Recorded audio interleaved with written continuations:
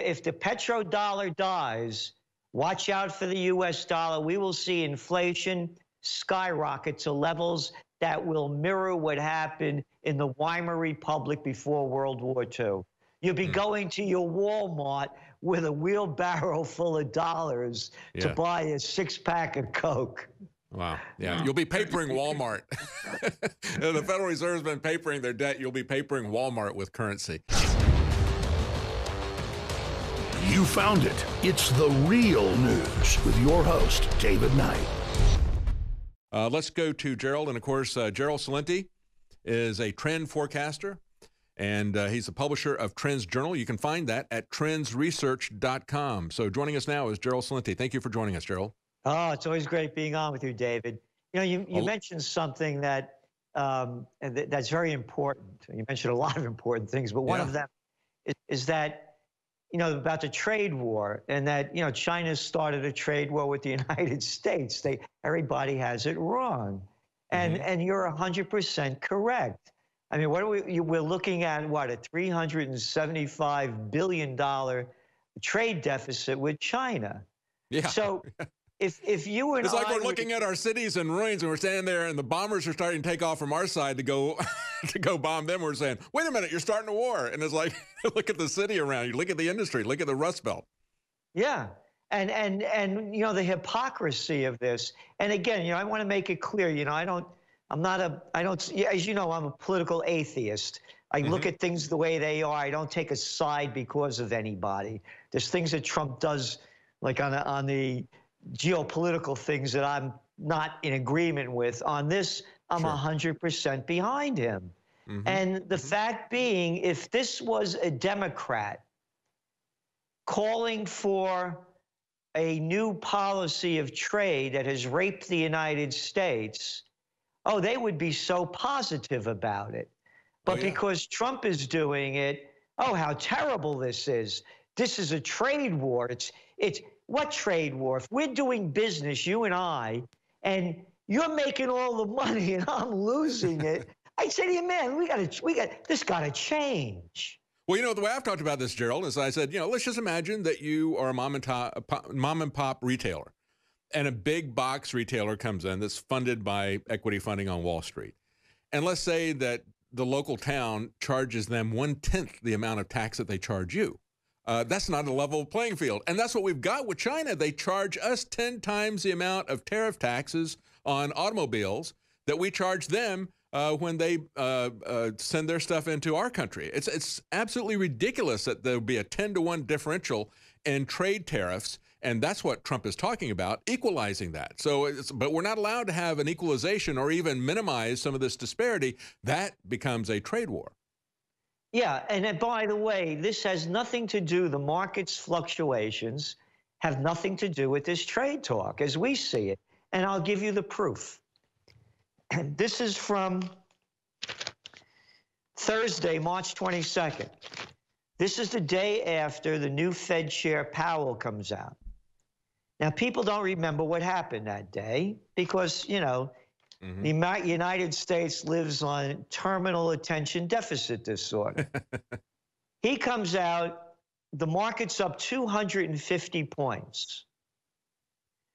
After Wall Street took in what he had to say with rising interest rates, it did virtually a 300-point reversal and closed down nearly 50 points. So here's the New York Times. Market teeters and falls as Fed raises rates. Okay? The Wall Street Journal. Here we are. Same day, Thursday. Stocks fall after Fed raises rates. And you can see this sharp decline. Yeah. It had nothing to do with trade wars. It's outright manipulation, isn't it? Exactly. They're making the trade wars the issue because then, David, you look at Dow futures that night. So Friday morning's Dow futures, the Dow was going down. It had nothing to do with trade wars. It has to do with interest rates. beginning and end of the story. Yeah, absolutely. They come out and they say, well, there's no inflation and jobs are looking good. So it's just exact opposite of what we had under Carter. We had stagnant growth and we had inflation. What they're saying is, well, we got good growth and we've got no inflation. So let's raise the interest rates and wreck it. That's what they're doing. They're manipulating it. And it's political, isn't it, Gerald? And then what they do is they quote in big press over and over about why these trade wars are no good. And do you know who they quote? A low-life piece of garbage, one of the most disgusting human beings, I should say, among the many disgusting freaks, fools, liars, and cowards that are destroying the country, Larry Summers. Yeah, summer piece of crap. Yeah, he's going to nudge us along, isn't he? He and his Obama people. We're going to talk about the real consequences and what this manipulation means for you. You know, we look at these interest rates, as I pointed out last week. The banks aren't going to pass along that extra interest that they're going to be getting from the Federal Reserve. They're going to keep that $5 billion. You're not going to see your savings accounts go up. But you are going to have to pay that back as a taxpayer. That's going to be coming along on the other side. So stay with us. We'll be right back with Gerald Celente. Massive new spending. Higher interest rates dictated by the Federal Reserve and moves in trade with China, but also China's move to supplant the United States as the reserve currency for the world and moving to shore it up with gold. What does this all mean? We're got Gerald Celente joining us, and of course you can find his Trends Journal at trendsresearch.com. That's where you can go there to, I think, get a sample of it and also to subscribe. And as Gerald was pointing out in the last segment, when you look at interest rates and you understand that it isn't trying to get back some kind of a rough parity between us, that things are so skewed if you haven't realized this by now. And we've still got the Koch brothers out there telling everybody, oh, free trade is a way to prosperity. We want the Chinese to work for us at slave wages. Yeah, right. That's a sucker bet. Haven't you seen the devastation in our economy and our manufacturing facilities? Haven't you seen what it's done, the trade deficit to our country? Is that still a question that we need to debate here? But as Gerald was pointing out, we had the Fed chair, Powell, arbitrarily raise interest rates and reversed a 250-point, I think he said, gain to a 300-point loss on the basis of that. And then people come out and say, oh, but it's Trump saying that he's going to protect us against this disparity against China. That's what tanked the stock market. No, it's really the manipulation by the central banks. And Gerald, they're being used as a political weapon, aren't they? I mean, we've seen Greenspan do this. He did a rope-a-dope with it. He rapidly lowered interest rates, left them there for a while to create a real estate bubble, and then he started going up 0.25% every quarter, and we've seen this ever since President Trump was elected. They've started making moves to gradually burst the bubble that they created with low interest rates that they kept throughout Obama's administration. Yep. And again, I want to make it very clear, the people that are against free trade, like that low-life piece of garbage, ignorant moron who's never did anything to help America, one of them, Larry Summers, who also was responsible for killing the Glass-Steagall Act. That was the act that was in place after the Great Depression, so that the banks wouldn't become these gambling institutions. Yeah, exactly. Now think about it. They end the Glass-Steagall Act, and what happens right after that? Oh, the dot-com bust. But that's ancient history. So you got this fat-mouthed moron shooting his mouth off, and who created this trade crisis? Oh, same administration, wasn't it? The Clinton administration. Yeah, they're the ones who created the banks that were too big to fail. I remember when they first kicked off these mergers, and it was because it involved North Carolina, where I was living at the time. We had Nations Bank and Bank of America, and they merged together, and they were saying, oh, we're not going to allow that because it would be so big that all the other banks would start to merge, and they did, and they wound up with about a half dozen banks that were too big to fail, too big to jail, and that was all created by Bill Clinton. And Erskine Bowles was the guy that was working with him from North Carolina. So he was part of the banking industry, as part of the Clinton administration. He started that whole run of big mergers with big banks. And it was also Bill Clinton that gave us NAFTA and allowed China into the World Trade Organization. That's right. So here's something just out, by the way, on banks, and just exactly what you said about how the bigs got bigger.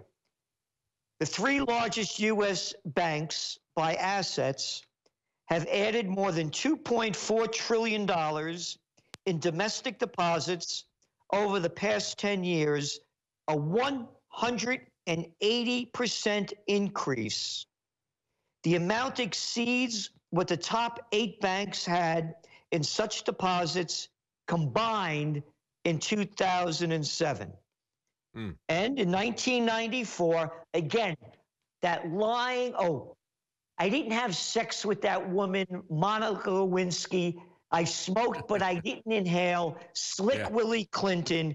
In 1994, lawmakers passed legislation that paved the way for national banks that could hold customer deposits coast to coast.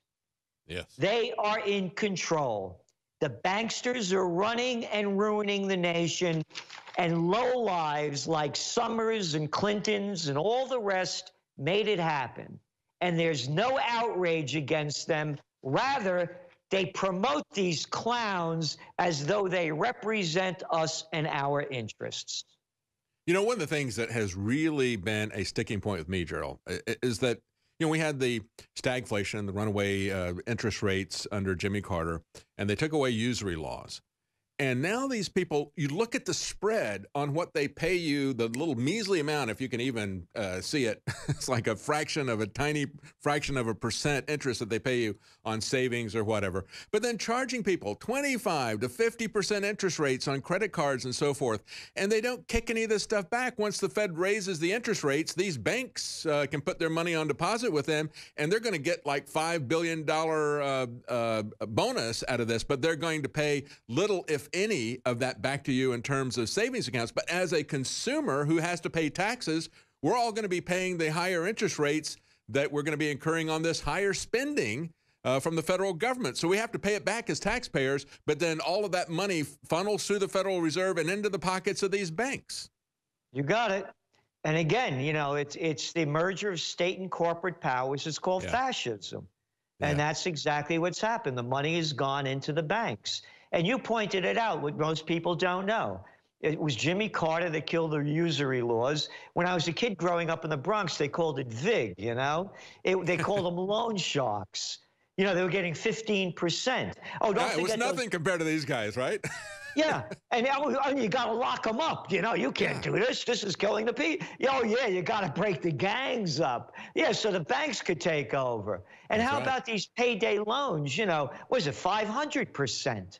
Yeah, that's why we call them banksters. Yeah. They really are gangsters. But there's no outrage against it, and yet they'll put up a clown like Larry Summers and give that as the impression, oh, he's so brilliant, he knows best. So these high interest rates are what's bringing down the market. And the market cannot take higher interest rates because this whole boom since Obama came in was based on negative interest rates, zero interest rate policy, and quantitative easing in the United States and Europe and Japan. As soon as they raise interest rates, you can see what happened up in Canada. They got lousy low interest rates, a little over, 1 to 1.25 overnight rate. And you're already seeing housing starts going way down. Same thing's happening in the United States on car sales, on housing starts, on new home sales, on new mortgage applications. A small rise in interest rates is really, the country can't take it because all the wealth that has been accumulated since the Obama administration has gone to the 1%. And I'm not making that number up. Well, you know, it's 78% of the people living paycheck to paycheck. That's right. And very few people with any money for retirement and so forth. When they raise these interest rates, it immediately is reflected in credit cards and adjustable rate mortgages and the loans that you get for your automobiles and everything. But they pocket the money, the profits that they make for that. They don't pass that along to anybody. They keep that themselves. You know, I saw this thing. We talk about the Fed. We talk about auditing the Fed and so forth. Switzerland's central bank, the Swiss National Bank, got headlines, $55 billion profit. They point out that's more than J.P. Morgan and Berkshire Hathaway combined. It's more than the annual profit of Apple.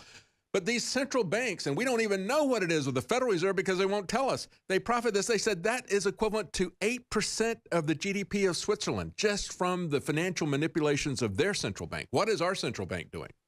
Oh, and again, they won't even tell us what's in Fort Knox. We're not allowed to look. Oh, yeah, we're going to bring freedom and democracy to another nation. We'll bomb the hell out of it, kill anybody that we want, because we got to bring freedom and democracy. And we, the little people, we can't go into Fort Knox. We can't see what's in there. No, how dare you request something like that? Get back in line and pay your taxes in Slavelandia and don't open your mouth. That's right. It's probably a bunch of lead ingots that are sprayed with gold paint. That's probably what we'd find in Fort Knox. All right, stay with us. When we come back, we're going to talk China with Gerald Celente. I'm David Knight. Stay with us. Welcome back. We're talking to Gerald Celente, very accurate trend forecaster. And again, you can find his trends journal that he publishes at trendsresearch.com. Gerald, in this last segment, I want to talk a little bit more about China because today, this is something that's been talked about for quite some time. But today it happened, March the 26th. China finally launched their yuan-denominated oil futures contract. They've talked about this for quite some time. And even going back to 2015, we had Russia's third largest oil producer say that they were going to start settling contracts in the Chinese yuan and other Asian currencies rather than the U.S. dollar. So both Russia and China would like to get away from the U.S. dollar being the reserve currency because that status as reserve currency that we have with the petrodollar has to a large degree insulated us from the fiscal follies of Washington. It's done a lot to do that. So they would like to take that away. And of course, this is something happened 12, 13 hours earlier today because they're that far ahead of us in terms of time. If they were to do this, if they were to start redeeming their yuan in gold, they said they would do it out of Hong Kong and Shanghai and so forth. If that were to happen, that would have a big impact on the price of gold because demand for gold would start to go up as it was if people were to cash that in. How do you view this? Do you think this is a serious threat at this point? Something they've been talking about for a long time? Do you think it's going to affect the price of gold? Those are great questions. We've been on top of this when they first announced this several months ago. And let's put it all into perspective. Go back to the 1970s when the United States took us off the gold standard. And then the deal was made when they had that oil crisis. Well, here's the deal. We'll protect the Saudi gang over there, but you have to make a deal where all OPEC oil will be sold in dollars. Mm-hmm. And that's how they got the petrodollar. Mm-hmm. So now what you have is China being one of the world's largest buyers of gas and oil. They're saying, no, we're not going to pay you in dollars anymore. We're going to pay you in yuan. So, but here's the deal. You could cash, as you mentioned, you could cash our yuan out into gold. It's backed by gold. Who is that going to help? As a matter of fact, who are they buying the oil mostly from? Well, they're buying it from Russia, Iran, and Saudi Arabia. Now, remember, Saudi Arabia is the ones that we made a deal with to establish the phony petrodollar. So that's what kept building the reserve currency at a time, by the way, when they took us off the gold standard. Oh, yeah, that was the jujitsu move by Kissinger and Nixon.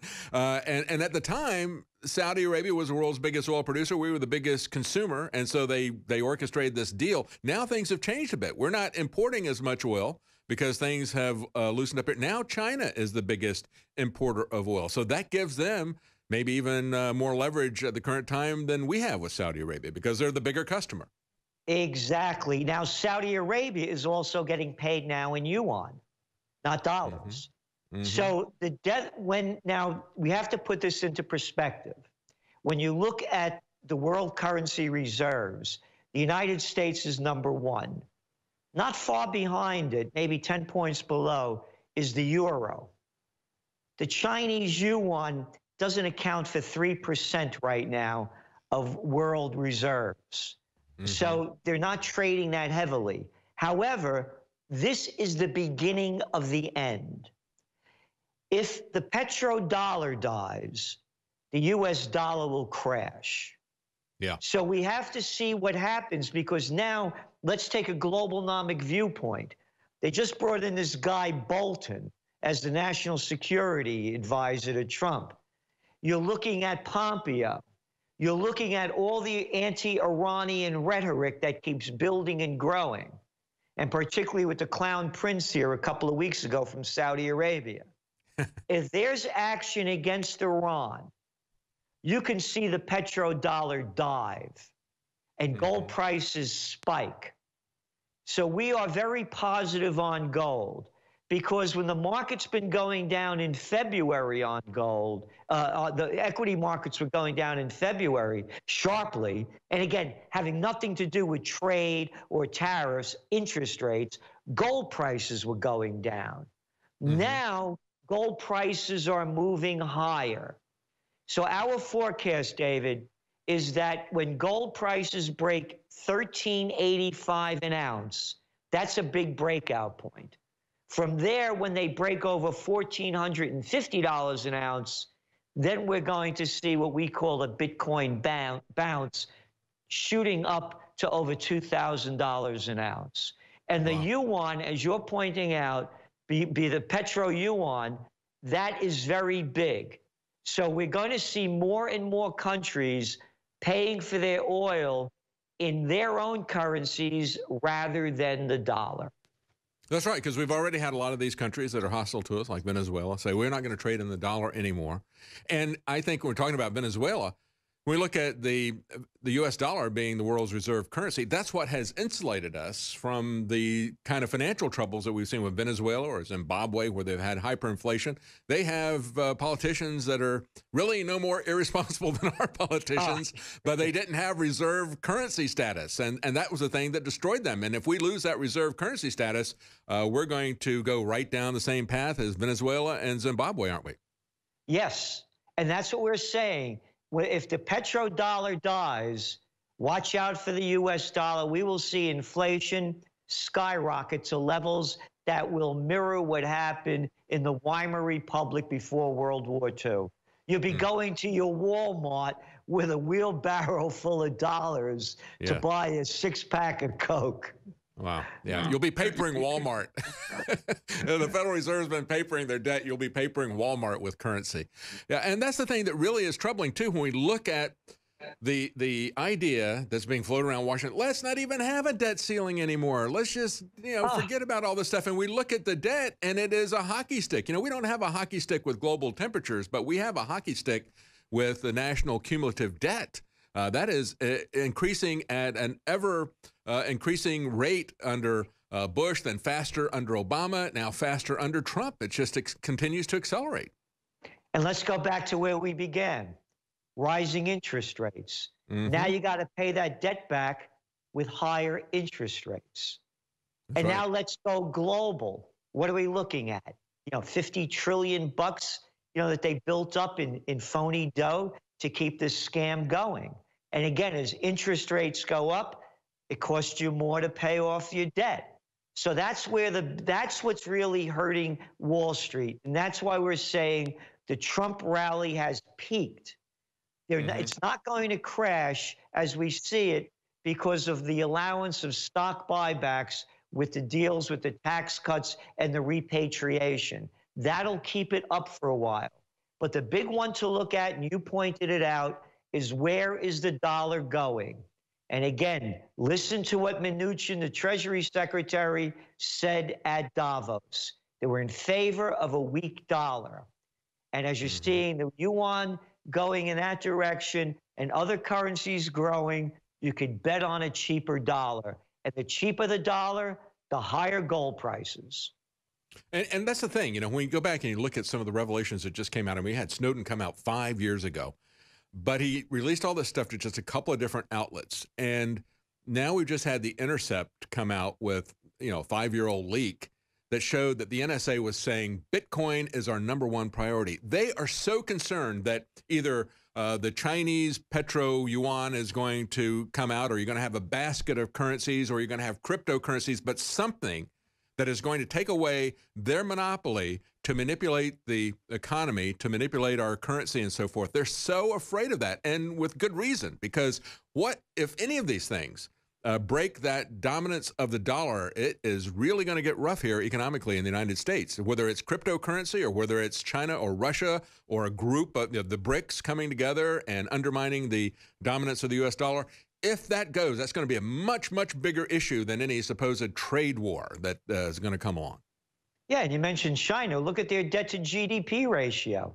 You know, they had, what, about $500 billion in total debt 20 years ago, and now it's over 30 trillion. Wow. So that's why they're trying to kill Bitcoin. They were one of the first ones out to axe it. And that's what we're seeing in all of these countries with their enormous debt to GDP ratios. And you were talking about the world leaders before and what a freak show it is around the world. Look what's going on in Colombia, in Japan. Again, it's a freak show, and the people are allowing it to happen in a country near you. Well, it's a very, as they say, it's a crisis time, danger plus opportunity. As some have pointed out, that's the Chinese symbol for crisis. And that is the situation that we're in right now. So it's a very dangerous situation, but if you understand where things are going, it could be an opportunity. And if you want to follow that and get an idea as to what's happening, a great person to follow is Gerald Celente, trendsresearch.com. You can find Trends Journal there. Thank you so much for joining us, Gerald. That's our program for today.